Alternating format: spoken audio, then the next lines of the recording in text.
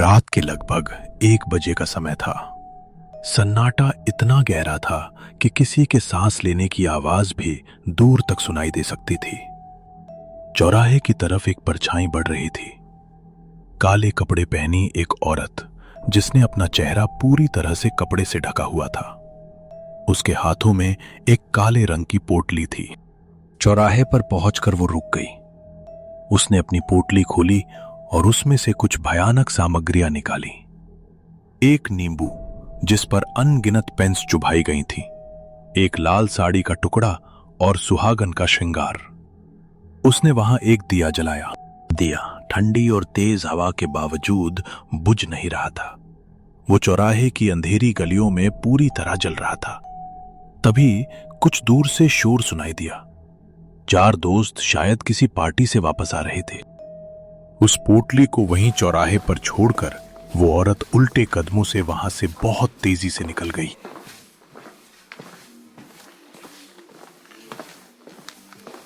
सड़क पर street light की रोशनी पड़ रही थी, मगर वो लाइट बार बार फ्लिकर कर रही थी, जिस वजह से उन 4 दोस्तों को सड़क पर ठीक से कुछ दिखाई नहीं दे रहा था। वे हंसी मजाक करते हुए चौराहे के पास पहुंचे ही थे कि अचानक प्रियांशी का पैर चौराहे पर रखे उस सामान पर पड़ गया। उसी पल स्ट्रीट लाइट ने फ्लिकर करना बंद कर दिया और सड़क पर एक अजीब सी शांति छा गई। ओह माय गॉड, प्रियांशी, ये क्या किया तूने? पता है ना, चौराहे पर कितनी सावधानी से चलना चाहिए। पैर पड़ गया ना तेरा उस सामान पर। एक काम कर, अभी इसी वक्त माफी मांग ले। बोल दे कि गलती से तेरा पैर इस पर पड़ गया है, और जिसके लिए भी ये क्रिया का सामान रखा है वो तेरे पीछे ना आए। क्या? कितना ज्यादा फट्टू है रे तू। अरे कुछ नहीं होता ये सब। ऐसे रास्ते पर पड़े सामान पर पैर रखने से भूत किसी के पीछे आ जाते हैं क्या?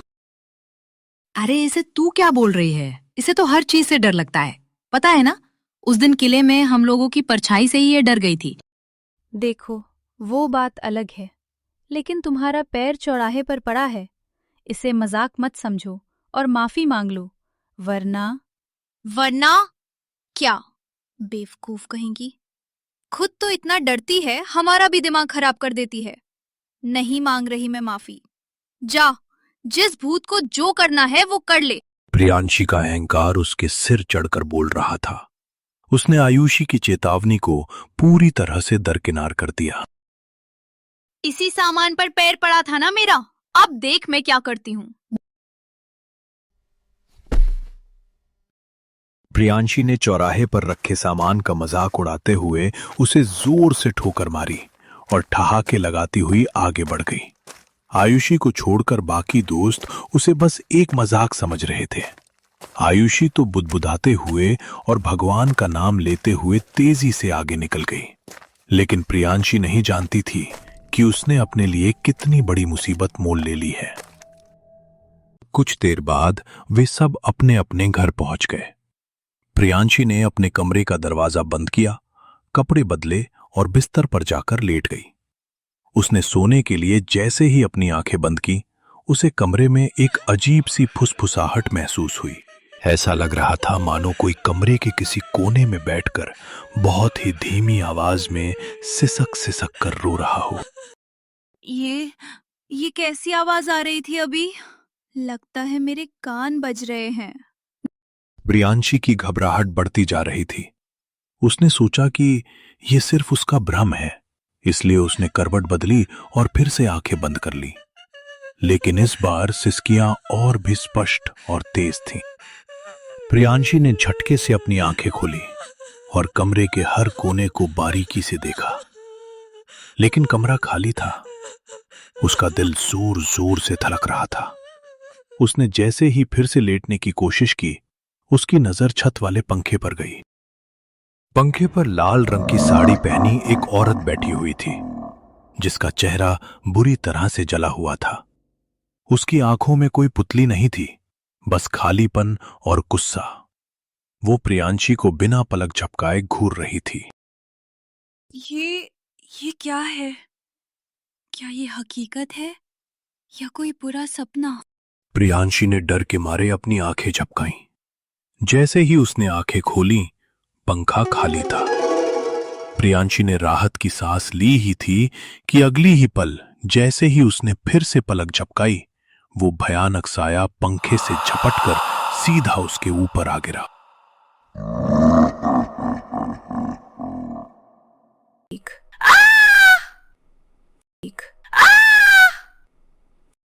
प्रियांशी की चीख सुनकर बगल वाले कमरे में सो रहे उसके माता पिता मनोहर और अनीता घबराकर दौड़ते हुए प्रियांशी के कमरे में आए। क्या हुआ? क्या हुआ तुझे प्रियांशी? इतनी जोर से क्यों चिल्लाई तू? सब ठीक तो है ना बेटा? कोई बुरा सपना देख लिया क्या तूने? तू इतनी बुरी तरह कांप क्यों रही है? प्रियांशी का चेहरा पीला पड़ गया था। उसने अपने माता पिता की तरफ देखा, पर उसके होंठ कुछ भी बोलने में असमर्थ थे। वो बस सन्न होकर देख रही थी। क्या मैं ये सब बताऊं? अगर मैंने बताया कि मैंने क्या देखा, तो क्या ये यकीन करेंगे? प्रियांशी ने कोई जवाब नहीं दिया। उसने अपना चेहरा तकिए में दबा लिया और दूसरी तरफ मुड़कर लेट गई। प्रियांशी, हम तुझसे पूछ रहे हैं, बोल कुछ तो। लगता बच्ची सदमे में है। चलो, थोड़ी देर में शांत हो जाएगी, तब पूछ लेंगे। कोई जवाब न मिलने पर वे दोनों भारी मन से अपने कमरे की ओर चले गए। उनके जाते ही प्रियांशी का व्यवहार अचानक बदलने लगा। माता पिता के जाने के कुछ ही पल बाद प्रियांशी के शरीर की हरकतों में एक अजीब सा ठहराव और फिर एक भयानक चुस्ती आ गई। वो धीरे से बिस्तर से उठी। उसकी चाल में अब वो सादगी नहीं थी, बल्कि एक अजीब सा लचकदार भारीपन था। उसने खुद को ड्रेसिंग टेबल के आईने के सामने खड़ा किया। आईने में उसका अपना चेहरा उसे किसी और ही का लग रहा था।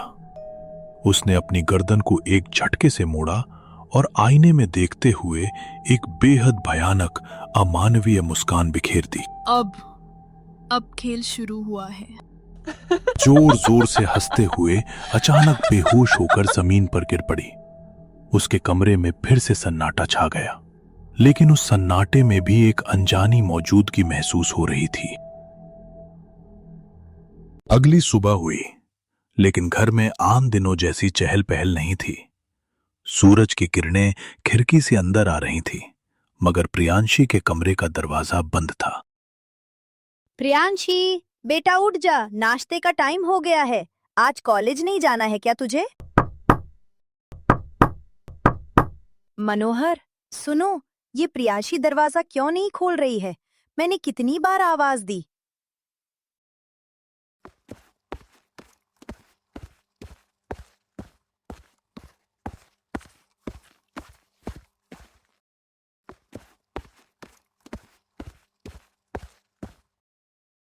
मनोहर ने घबराकर दरवाजा जोर से धक्का दिया। अंदर का दृश्य देखकर अनीता के मुंह से चीख निकल गई। प्रियांशी फर्श पर उसी हालत में पड़ी थी जैसे वो रात को गिरते समय थी। उसका चेहरा बिखरा हुआ था और बाल उलझे हुए थे। ये क्या हो गया प्रियांशी को? प्रियांशी, बेटा आंखें खोल। अनीता, जल्दी पानी ला, ये तो पूरी तरह ठंडी पड़ रही है।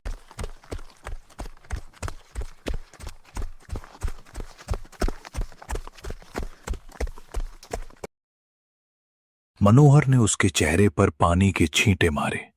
कुछ देर बाद प्रियांशी के शरीर में हलचल हुई। उसने धीरे धीरे अपनी आंखें खोली और बेजान नजरों से अपने माता पिता को देखने लगी। बेटा, ये क्या हाल बना रखा है तूने अपना? और तू जमीन पर कैसे गिर गई थी? कल रात से ही तू न जाने कैसी कैसी अजीब हरकतें कर रही है।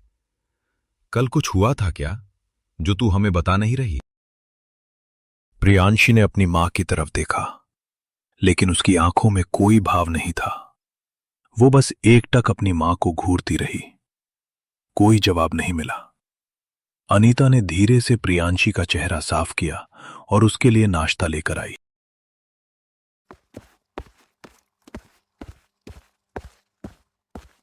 बेटा थोड़ा खाना खा ले, तुझे ताकत मिलेगी। नाश्ता देखते ही प्रियांशी खाने पर ऐसे झपट पड़ी जैसे उसे कई हफ्तों से खाना न मिला हो। उसने आधा खाना तो अपने मुंह के बजाय जमीन पर बिखेर दिया। अरे प्रियांशी, ये किस तरीके से खा रही है तू? ये क्या कर रही है बेटा? प्रियांशी ने अपनी मां को घूर कर देखा। उसकी आंखों में एक अजीब सी चमक थी। तभी फर्श पर रेंगते हुए एक कॉकरोच पर उसकी नजर पड़ी। उसने बिना एक पल गवाए उस कॉकरोच को हाथ में उठाया और उसे चॉकलेट की तरह चबाकर खा गई। ये क्या देख रहा हूं मैं? अनीता, ये हमारी बेटी नहीं हो सकती। इसका दिमाग तो हिल गया है। प्रियांशी के पिता ने झटपट उसे पकड़ा और बिस्तर पर लिटाया। तभी वो फिर से बेहोश हो गई। अनीता, मुझे इसकी हालत ठीक नहीं लग रही। शायद हमें इसे अभी अस्पताल लेकर जाना चाहिए। डॉक्टर, आपको लगता है डॉक्टर इसे ठीक कर पाएगा? मुझे तो लगता है हमारी बेटी को डॉक्टर की नहीं, किसी तांत्रिक की जरूरत है। इसकी हरकतें देख रहे हैं आप? चुप करो तुम। औरतों को हमेशा इस झाड़ फूंक के अलावा कुछ और सूझता ही नहीं है। मैं इसे डॉक्टर के पास ही लेकर जाऊंगा। मनोहर और अनीता घबराए हुए प्रियांशी को अस्पताल ले आए। डॉक्टर ने उसे इमरजेंसी वार्ड में भर्ती किया। उसके माता पिता ने डॉक्टर को वो सारी अजीब हरकतें बताईं जो प्रियांशी ने की थीं। देखिए, प्रियांशी की हालत देखकर लगता है कि उसके दिमाग पर किसी सदमे का गहरा असर पड़ा है। वो शायद मानसिक तनाव से गुजर रही है।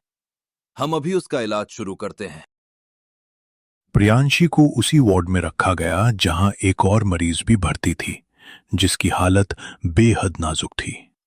रात भर डॉक्टर उसे बचाने की कोशिश करते रहे, लेकिन सुबह होने से पहले ही उस मरीज ने अपना दम तोड़ दिया।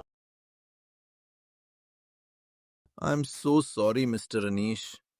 हमने पूरी कोशिश की मगर वो नहीं बची। पूरे अस्पताल के कमरे में सन्नाटा और मातम पसर गया।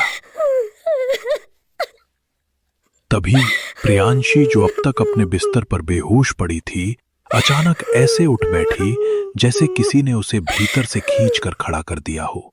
आप इस तरह रोइए मत मम्मी पापा।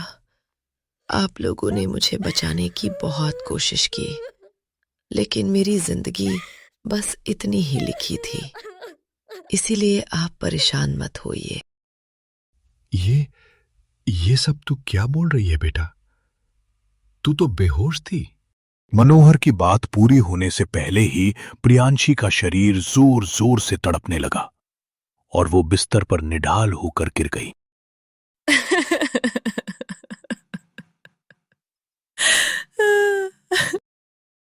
डॉक्टर साहब, ये क्या हो रहा है मेरी बेटी के साथ? अभी तो ये होश में थी, अचानक ये क्या हो गया? देखिए, ये मेडिकल साइंस की समझ से बाहर है। आपकी बेटी मानसिक रूप से बहुत बीमार है। जो कुछ भी वो देख रही है उसका उसके दिमाग पर असर हो रहा है। लेकिन मेरी बेटी तो बेहोश थी। उसे कैसे पता चल गया कि कमरे में उस मरीज की मौत हो गई है? मैं आपसे कह रही हूँ, ये डॉक्टर के बस की बात नहीं है। ले चलो इसे यहाँ से। अनीता, चुप करो तुम। डॉक्टरों को अपना काम करने दो। प्रियांशी अस्पताल में 2 दिन तक एडमिट रही। उसकी शारीरिक हालत में थोड़ा सुधार आया तो डॉक्टर ने उसे डिस्चार्ज कर दिया। घर पहुंचने के बाद रात के सन्नाटे में प्रियांशी फिर से अपने कमरे में लेटी हुई थी। प्रियांशी को ऐसा लगा जैसे उसके इर्द गिर्द एक नहीं बल्कि सैकड़ों लोग आपस में बातें कर रहे हैं। आवाज इतनी तेज थी कि लगा उसके कान फट जाएंगे। बंद करो इसे, बंद करो। ये आवाजें मेरे सिर के अंदर क्यों आ रही हैं?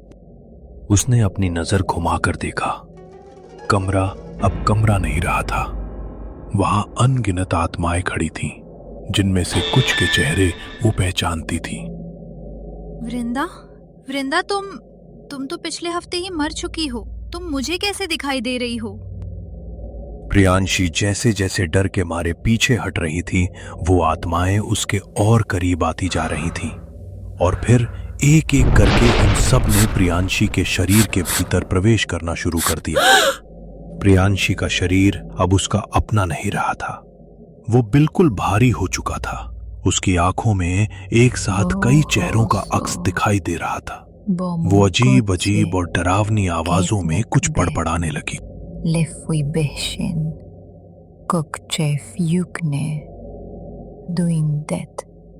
प्रियांशी के बड़बड़ाने की आवाज इतनी तेज थी कि उसके मम्मी पापा दौड़कर कमरे में आए।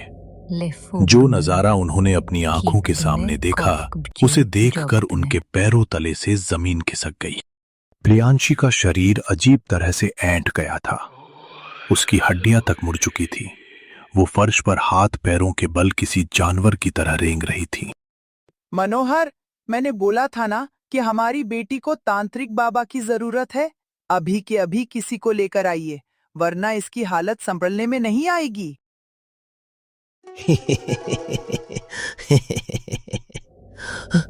ए बुढ़िया, तू चाहे किसी को भी बुला ले, लेकिन अब कोई कुछ नहीं कर पाएगा। इसने खुद अपने अंदर आने का न्योता दिया है, इसीलिए अब कोई इसे हमसे अलग नहीं कर सकता। इसका शरीर अब हमारा घर है। अगर हमें यहाँ से निकालने की कोशिश की तो ये लड़की भी फिर हमारे साथ ही जाएगी। प्रियांशी के मुंह से ये सुनकर मनोहर और अनीता के होश उड़ गए। प्रियांशी की हर हड्डी मुड़ चुकी थी, फिर भी वो एक भयानक मुस्कान के साथ अपने माता पिता की तरफ रेंगते हुए बढ़ने लगी। प्रियांशी को रेंगते हुए अपनी ओर आते देख मनोहर ने हिम्मत जुटाई। उसने अनीता का हाथ पकड़ा और उसे कमरे के बाहर खींचकर दरवाजा बंद कर दिया। बाहर से ताले की आवाज आई, लेकिन अंदर से आने वाली हंसी और भी डरावनी हो गई थी।